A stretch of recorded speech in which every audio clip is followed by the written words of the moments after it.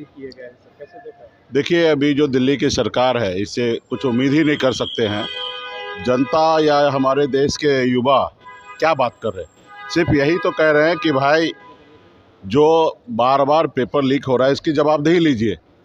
इससे पहले हमारे देश में लोक लज्जा था। कभी भी सरकार की तरफ से कोई भी बड़ा घटना होता था तो हमेशा सरकार की तरफ से लोग इस्तीफ़ा देते थे, पद से रिजाइन मारते थे। लेकिन पिछले 11-12 सालों से जब से एनडीए की सरकार बनी है तो इनको लगता है कि ये देश इनका गुलाम है, ये देश का राजा है। इनको सिर्फ समाज के बीच में लोगों का वोट चाहिए, इनके हक अधिकार की बात नहीं करेंगे। आखिर जवाबदेही तो लेना पड़ेगा ना। जब आज भी कोई विभाग में कोई पुलिसकर्मी कोई भी गलत करता है तो उसको सस्पेंड किया जाता है, ये तो है ही ना। अगर आपके कैबिनेट में अगर जो मंत्री है योग्य नहीं है, उससे सही से काम नहीं हो रहा है तो उसको हटाइए। हम लोग तो ये नहीं कह रहे कि उसको हटा के हमको ले लीजिए भाई। अरे आप ही के पास बहुत सारे योग्य होंगे, उनको लाइए।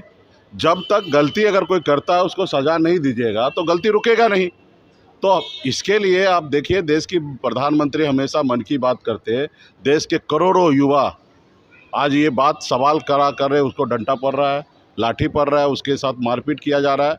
तो ये सरासर गलत है। इसके लिए आने वाले समय में देश के युवा जाग चुका है और इनको खदेड़ा जाएगा। अभी आप सब हमेशा जानते हैं कि बिहार से जो आंदोलन निकलता है वो पूरे देश दुनिया में पहुंचता है। 74 का आंदोलन भी हमको लगता है भारतीय जनता पार्टी को पता है।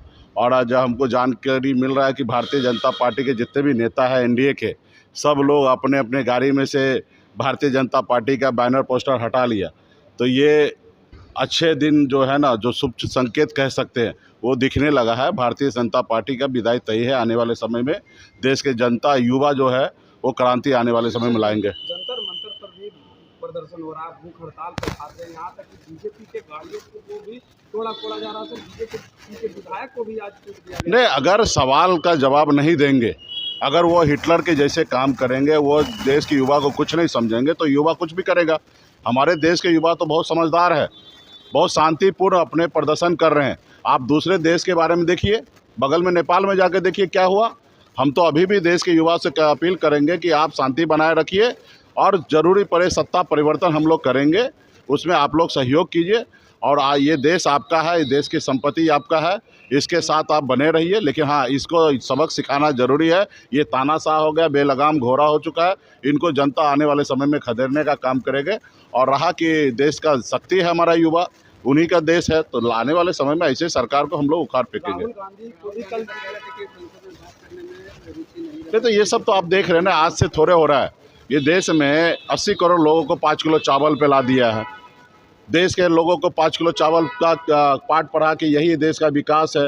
देश के नौजवान रोड पे भटक रहा है। जब सरकार में आने से पहले था, देश के युवा को हर साल 2 करोड़ नौकरी देने की वादा किया था। आज पिछले 12 सालों में ये 22 करोड़ नौकरी छोड़िए, 22 लाख नौकरी इन्होंने नहीं दिया। जहाँ तक हर चीज़ को प्राइवेट करने में अडानी अंबानी में लगे हुए हैं। तो हर तरह से ये सरकार फेलियर है। और जहाँ पे देखिए बल प्रयोग करते हैं, ईडी सीबीआई का इस्तेमाल करके सरकार बनाते हैं।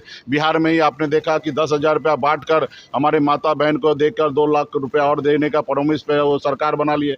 आपने बंगाल में देखा 27 लाख वोट काट कर और पौने 3 लाख सेना को उतार कर वहाँ पे ज़बरदस्ती सरकार बनाए। तो ये सरकार काम करके काम करे, सब वोट लेना।